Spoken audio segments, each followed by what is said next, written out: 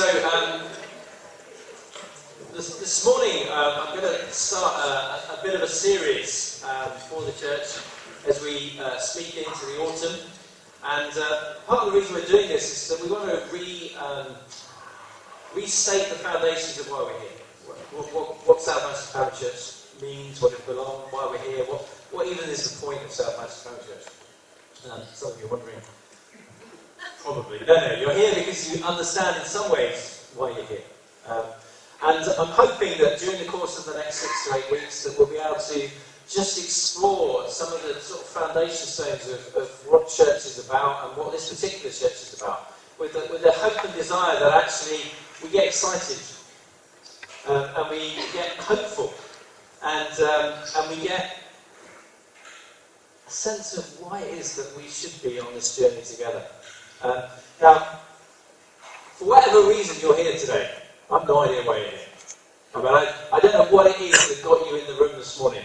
Some of you, you've got your cars and you've travelled and all the rest of it. But many of us have been on many journeys over the time, and we're all on a journey. So the first slide is just that statement that we're all on a journey, and some of us have been on journeys that interact with each other over many years. Simon Deirdre was reminding me this morning that I've known her nearly 30 years this morning, possibly longer.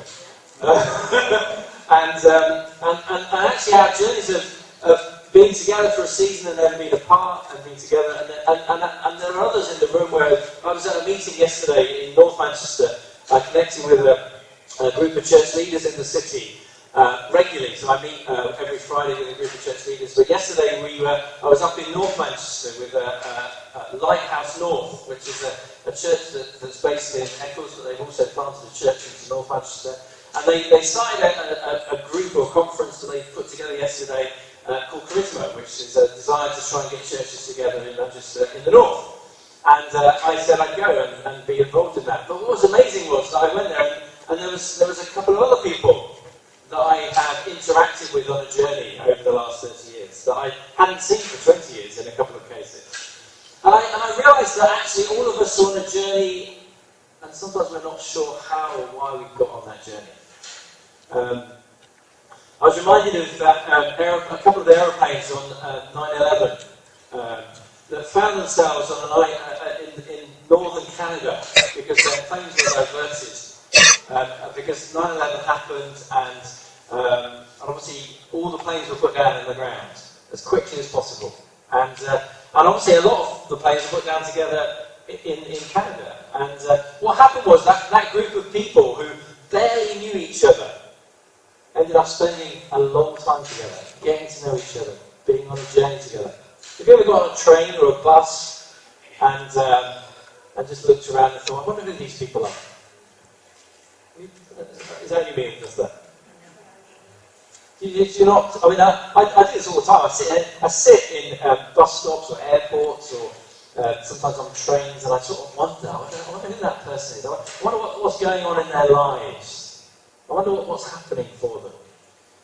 And for a short period, it might be 10 minutes on a bus journey, or it might be a couple of hours if you're going to London on a train. That you sort of half hear conversation, and you sort of try and put together what their lives might be like. If you're fortunate, you might hear them have a conversation on the phone. And just find out a little bit about what's going on in their lives. Just me, I'm nosy. Not everyone else is as nosy as me. But I'm genuinely interested in people. I genuinely am.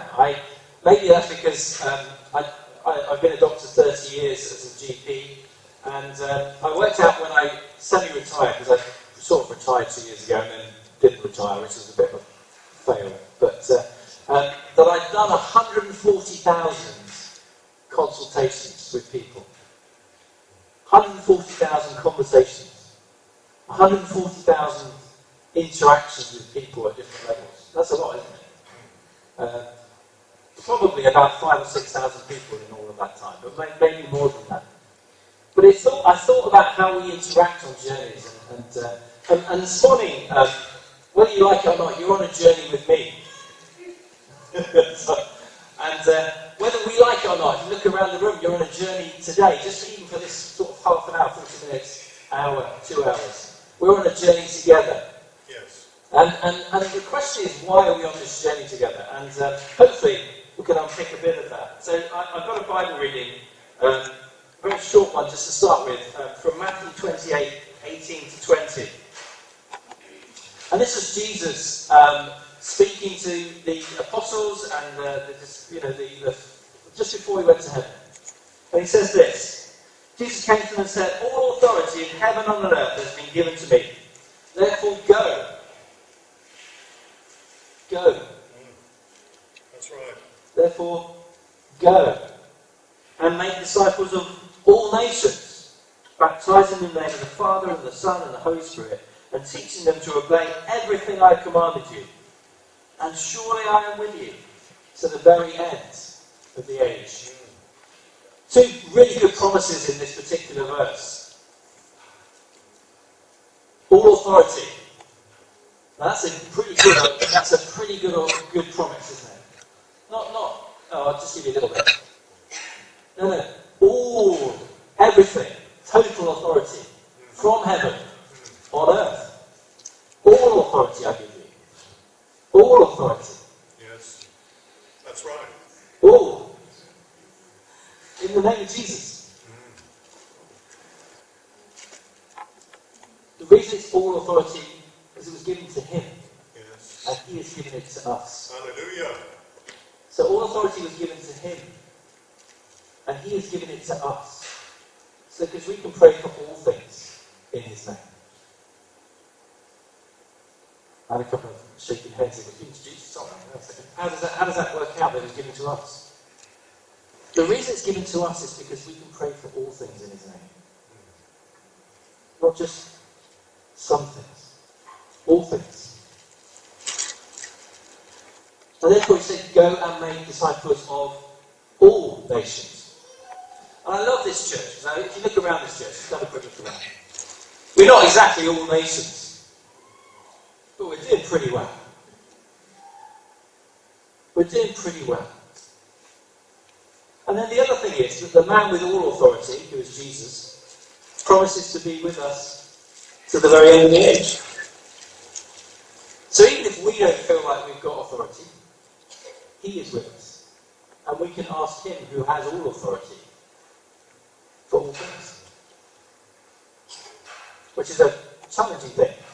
I'm challenging us this morning because one of the challenges of churches, and this is a big challenge to us, and I genuinely believe this, some churches have a form of godliness that denies power.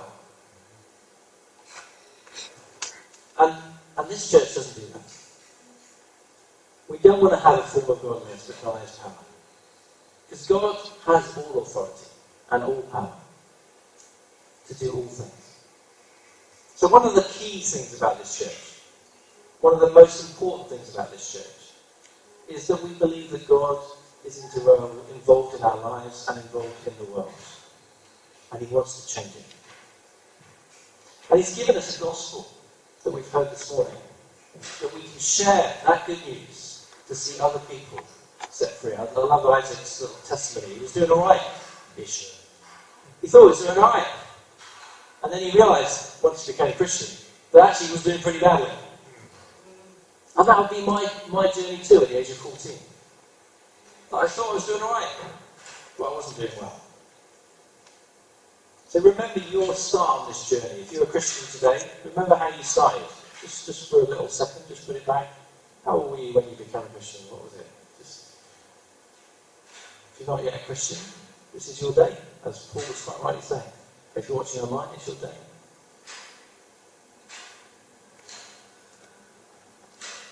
So one of the other things that this church is about is wanting people to shine. So what does that mean? I personally believe in the fact that every one of us has got a gift. Every one of us has got something different to offer.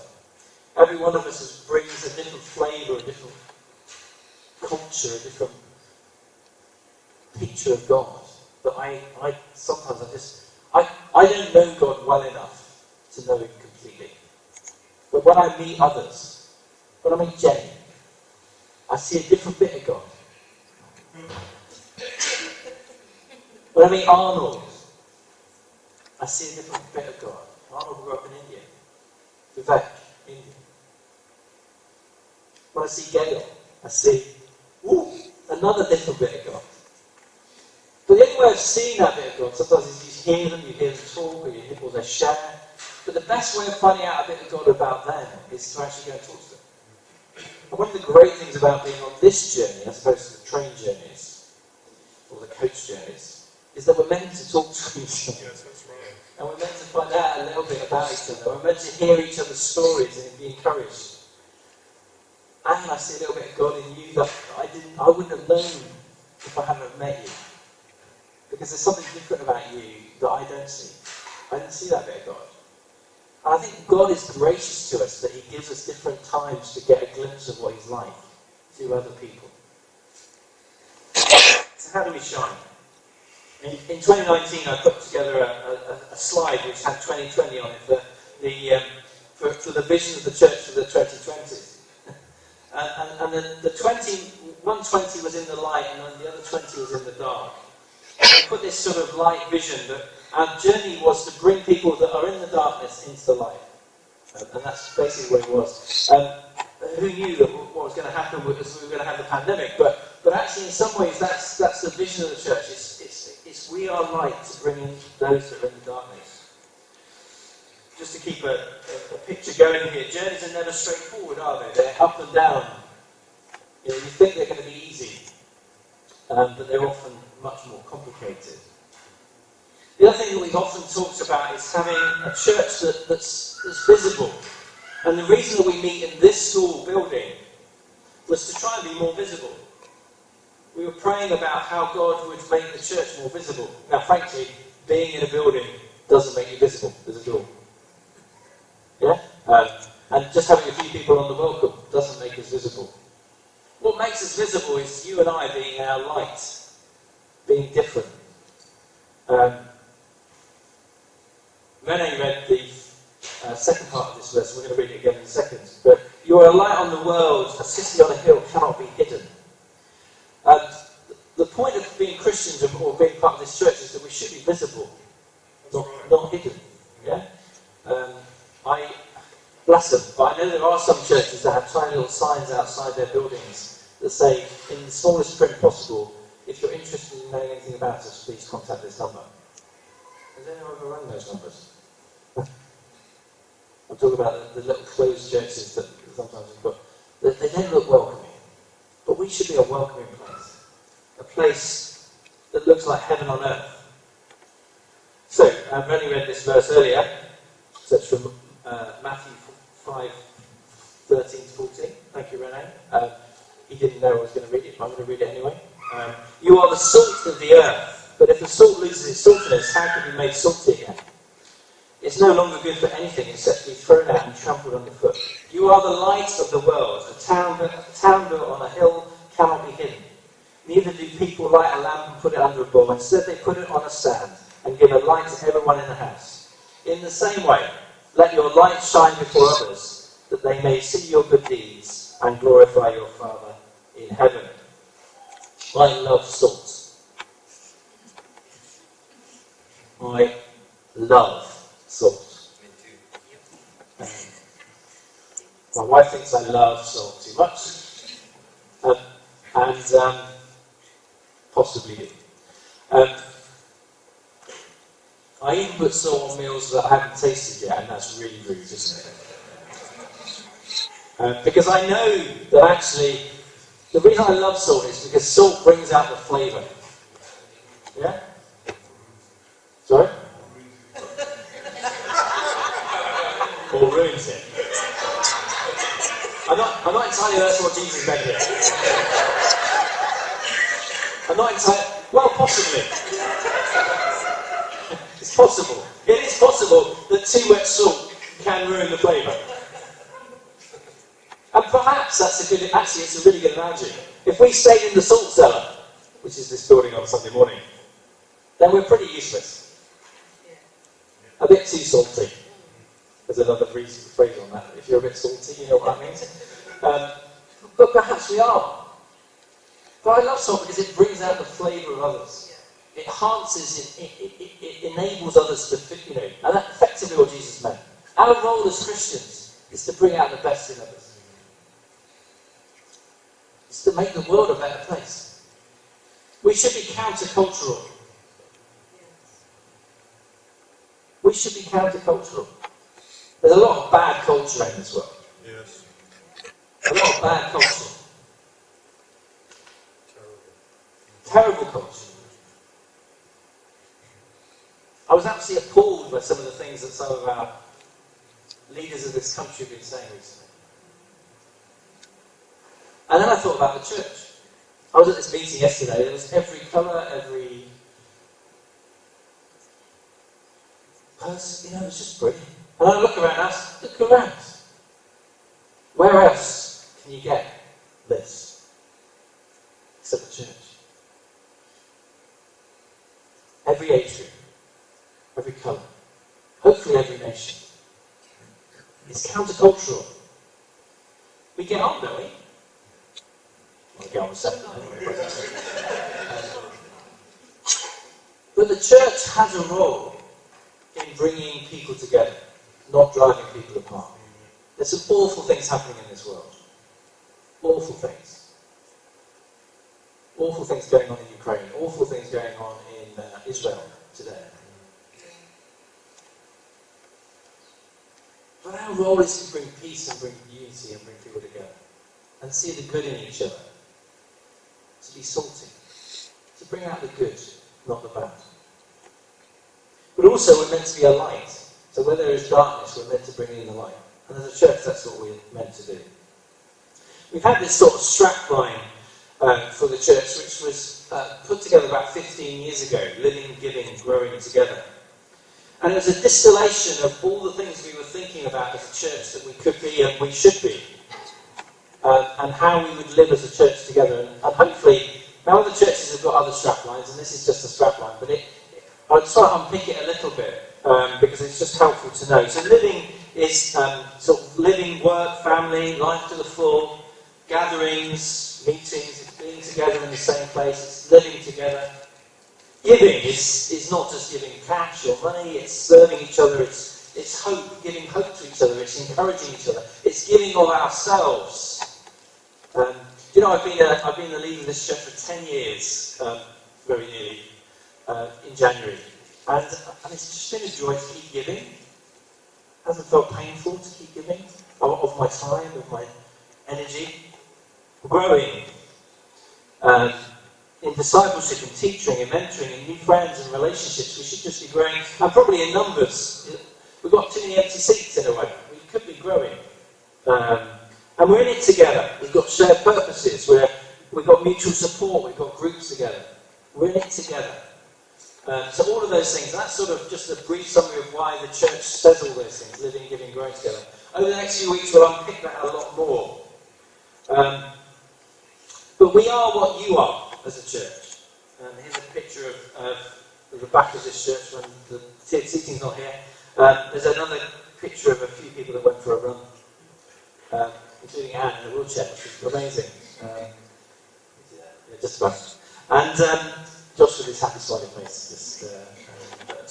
So the way we connect with each other is really important, and we came up with this concept to connect forward. We'll talk about that again as we head into the new year, because I want to re-establish those ideas in terms of connecting groups together in the church.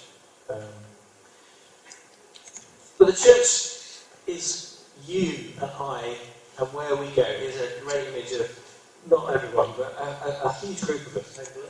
Very good. So there's a few of us there in the picture. And even if you didn't look around, the reason I've done this picture is just because it's got, there's a few people that aren't in the room. There's some people that only watch online.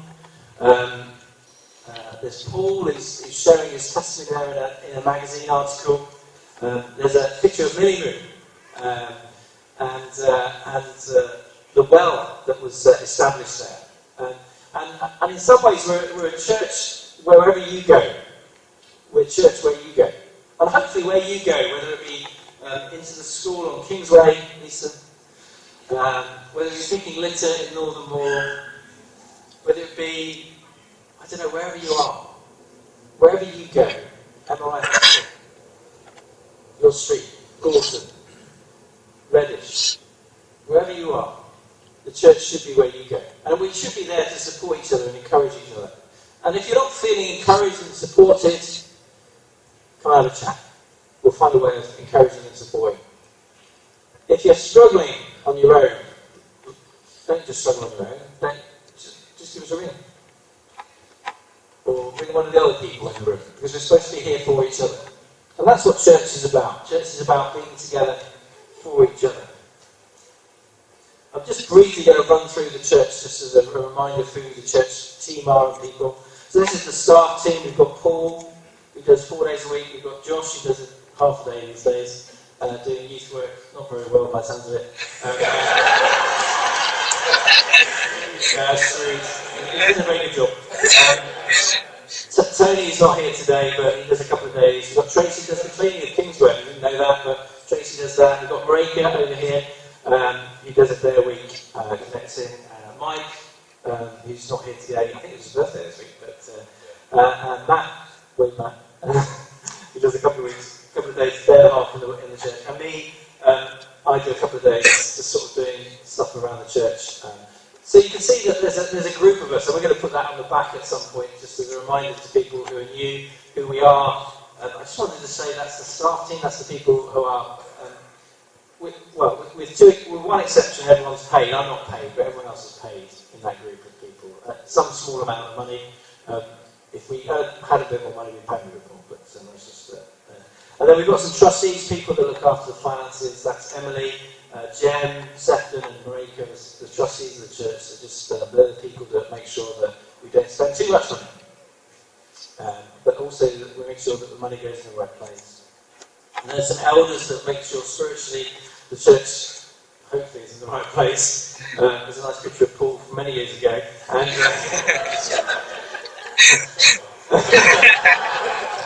I say that because the picture of me is also from many years ago, and the one from Dan is many years ago, and the one of Dave as well. But I didn't say how long ago that was. We like to think we're still young, I think. So elders in May a minute. Otherwise, it would just be pictures of us looking grey. But anyway, just this is important. So the other thing is, as a church, we're connected in Manchester, and I genuinely believe as a church that there is only one church in Manchester. Well, certainly from his perspective. As long as it's a bit confusing from our perspective, because we don't know who's in the church and who's not. But actually, there is only one church. There's a lovely picture of people praying in Withershaw Park for Festival Manchester. That was a group of church leaders. There's about 30 or 40 of us that day praying for Festival Manchester. Obviously, Festival Manchester, we had about 10,000 people in the park, which is great. And then we meet as a prayer meeting, Festival Manchester prayer and the Great Manchester prayer. And there's other things that we're involved in Manchester as churches. And to be honest, I know all of you, because you're not, I know you. You're also connected to other churches, aren't you? Really. Some of you go to other churches sometimes. I have my strongholds. It's funny actually, somebody came to me the other week and said, I'm going to tell you I went to another church. Just in case they tell me, because I bumped into somebody that you knew. Don't worry! I believe in the church. But actually I do believe that South Manchester's got something to offer. And how we do it together is really important. We're also part of a group of churches called Catalyst. Catalyst is around 300 churches connected together in the UK. And we're part of that group of churches. Anyway, I could go in a bit more detail of that, but and then there's something called Catalyst Hubs, which is smaller groups of those churches together that we're part of as well. I just want to say that we're not just a church that stands individually, we're a church that's corporately together with other churches in the nation and the world actually. New Frontiers has churches across the nations, but we're also part of that group of churches as well. Just to understand. Financially, we don't make a huge amount of money, but roughly, about 100,000 a year, just over. And we split that money up, roughly just staff giving, Sunday meetings, Kingsman Hall, kids at work. If you want the details of that, we can give it to you. But I just wanted to say that it's not a huge amount of money. I mean, it sounds like a lot of money if you 100,000 sounds quite a lot of money, but actually there's 150 of us-ish sharing that money between us, and that money helps people. So we give at least 20,000 of it away every year. We try and support those in need where they are. If we have more, we give more, and that's the honest truth. You know, we're not a church that tries to make things difficult. We try and make things better for people, and that's what we're here for. And the other thing about money is that money actually is power, isn't it? I was at a meeting yesterday. It gives you the ability to change things in certain situations. You know, £100 to one person is just like a lifesaver. I mean, it saves them from a desperate situation. You know, somebody asked me for, I think, 20 quid 2 weeks ago, and it got them through the week. And I was thinking, God, 20 quid, I mean, that's, in some ways it's nothing, but actually we're happy to give. So if you're in need or you know somebody in need, please let us know. We don't want to just, you know, without knowing, we can't know. But one of the things about church is that we're in it together. Does that make sense? So that this is all about it. Now the other thing is I know that this is the 100,000 that the church administrates. If everyone gave 10%, that means there's a million quid out there that I'm not administrating. But that's because God's administrating that through you. And I'm just gracious that you're giving money to people, you're helping people, you're supporting people, you're alongside people, you're feeding your families, you're putting a roof over their heads. Well, all of those things are incredibly important. But we're here to pray for and work for each other. And church is about that. One of the great joys of the last 18 months has been giving money to those things outside of us. And seeing some real benefits. So the money we gave into Ukraine was really helpful, although it's created a lot of hiccups in terms of financial regulations and stuff like that. But the money we've given to some of the needs in the city have been really important. So we'd love to do that more, but equally the reason we're highlighting every month the charity, which is what we'll be doing from now on. So last month was street passes, this month it's navigators. Every month from now on we're going to be highlighting some sort of charity, hopefully, that will actually enable you to give into that individually, but we can also give to it corporately. So where are we going? Well, ultimately, the role of church is that we're simply to love God, love our neighbours, and also love ourselves. Jesus said, how do you sum up the entire gospel effectively? Love God with all your heart. Love your neighbour as yourself. So one of the challenges for us as a church is how do we help you fundamentally love God? Have a relationship with Him. Talk to Him. Read His Bible. Listen to what He's saying. And so church should be a place where all of those things happen every week. So that's why we preach every week. That's why we worship every week. That's why we have prayer meetings. It's why we do what we do. Because church is about connecting you and me to God. Do you know I really needed worship this morning? That's why I was over here, not over here. I needed to just be on my own and listen to God and just worship. I didn't need to have any control over the people that were sharing, because I just needed to worship God this morning. And sometimes that's what we need, isn't it? We just need to come and worship. Sometimes you can come and give, and that's your worship. And what I mean by that is like Arnold arrived early this morning to help run the PA, or Stephen was here setting up the band and stuff. You know, sometimes we come and we worship and we give our worship by giving. But I recognise that we're all in slightly different places on a Sunday morning. So one of the things that we're here to do is to worship God and love Him, but we're also here to love our neighbours. That includes the people in the room, but also the people outside the room. And the other thing is to find our identity in God ourselves. Because one of the biggest challenges, I think, for all of us is how do we know who we really are? To know you're a son and daughter of the living God. And because of that, you can say, Abba, Father, I can come to Him. Which is why we can pray for all things. Because He's a Father in heaven. And as Mike Spencer shared last week, and Alison also shared, that we can present our requests to God and He's faithful in this. So our relationship with Him is really important. We also obviously try and underline again where everyone's shining, doing their bit for the Lord. I think if you know who you are, find it a lot easier to share and be shiny.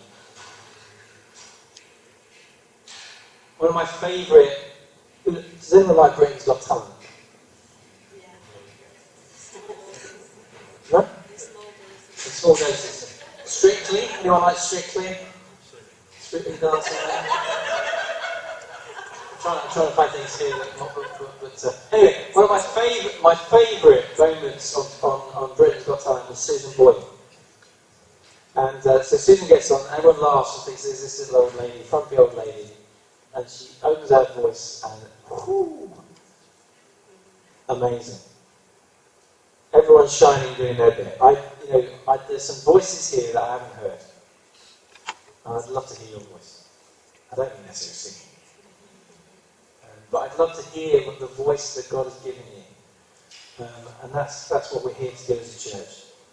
And so encouraging each other on that journey and bringing others with us. That we're not necessarily the best at this. Thanks for joining us if you're new. But how do we bring others on this journey with us and say it's a good place to be? It's a good place to be. Come on this journey, it's going to be fun. Come on this journey and you're going to get encouraged. Come on this journey and find out that God has loved you. So that's pretty much it in terms of an introduction, but also a summary of where we've been as a church for a little while. I'll put this last one up. Any questions? Not necessarily to say questions now. It could be here all morning. But actually, honestly, ask anything. And I'm really happy, Paul's really happy, just to meet up and have a chat about anything. Literally anything. Let's talk. Don't sit there without with questions or stuff. If you've got questions, why don't you ask them? And then hopefully we can explore it together. Now sometimes those questions can be answered in different places. They don't have to be answered by me. Sometimes best not answered by me. But sometimes they can be answered by the person who sat next to you even now.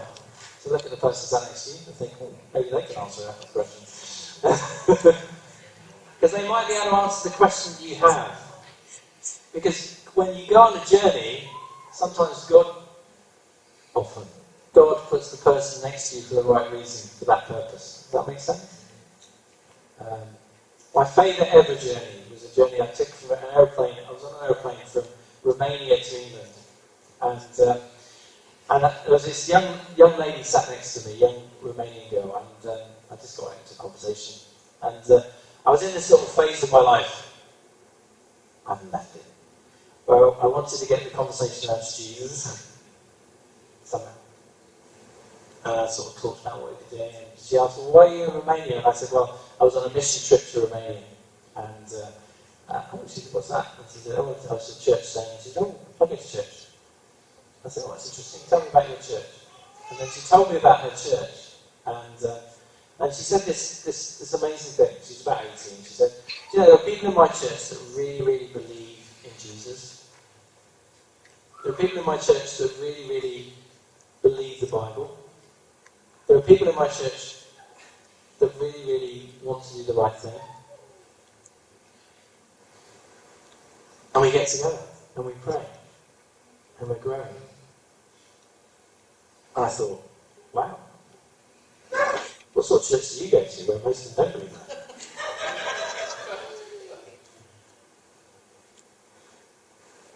And it turns out she's going to a Catholic church in Poland. But the amazing thing was, God is at work. God was changing. God was making things happen. People were being saved. Yeah. You may have a different view of that particular organisation.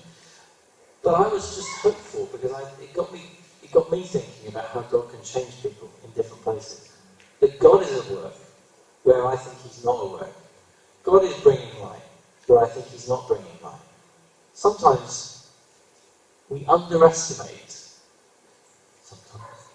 Often we underestimate. Always we underestimate what God can do and what He is doing. Frankly, He got us. So why do we underestimate him getting other people? So let's not underestimate God. Lord, I thank you for your faithfulness and your goodness. I thank you for this church. I thank you for this group of people. I thank you we're on a journey together, some long, some short. But I thank you for joining us together for this purpose. And Lord, I pray as we go on this journey, we will chat and talk and get to know each other, find out a bit more about each other, encourage each other, provoke each other, help each other go the journey well. And I just pray in Jesus' name you support us in that. Amen.